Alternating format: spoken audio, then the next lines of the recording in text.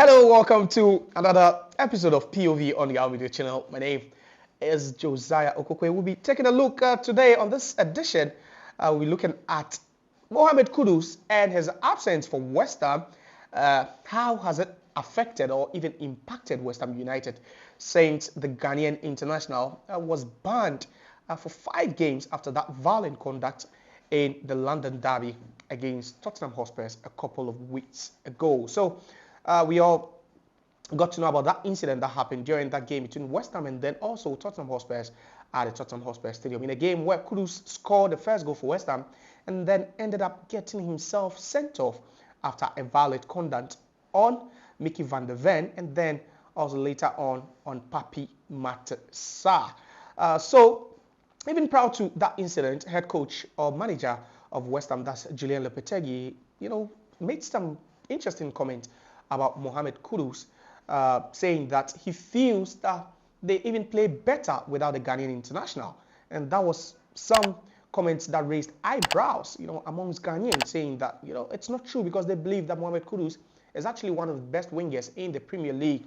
But then you take a look at their record without Kudus so far, West Ham, after his ban, and West Ham have managed to scrap some good results within that time. Mind you, after his suspension against Tottenham Hotspur, West Ham managed to get a win against Manchester United. They managed also a draw against Everton, and then they won at one of the most daunting grounds in the Premier League at the St James's Park just a couple of days ago, beating Newcastle by 2-0, all in the absence of Mohammed Kudus. Now, in his absence, there's one player who has really filled in his boots and is really playing so well and also contributing to the goals.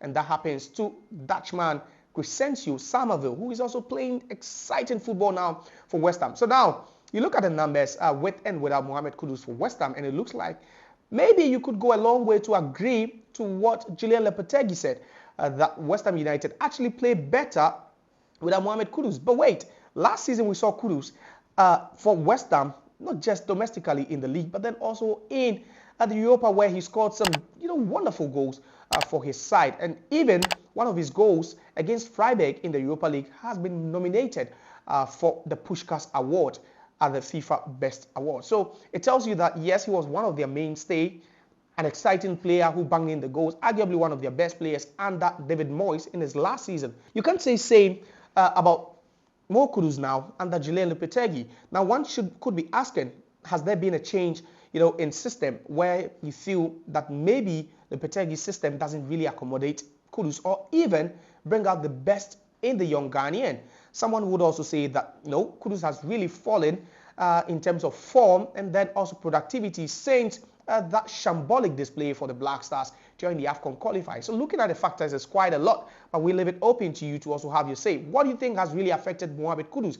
And do you think that he gets back from suspension in that game against Leicester City and then nails the spot? Or you think it's just, doomed for him because the player who has even replaced him so far in the starting lineup in Crysencio Summerville is playing so well, and you doubt Mohammed Kudus could just walk back and just, walk into the West Ham team? So it's quite dicey over here. You'll be thinking what the head coach, Julen Lopetegui, will be thinking or saying after making those remarks, that he believes that Mohammed Kudus doesn't really help the team, or the team actually plays better without him. Now, West Ham are beginning to find their form. They're winning big games without Mohammed Kudus. So if you're a Ghanaian, you should be worried, or we are leaving it to you to answer.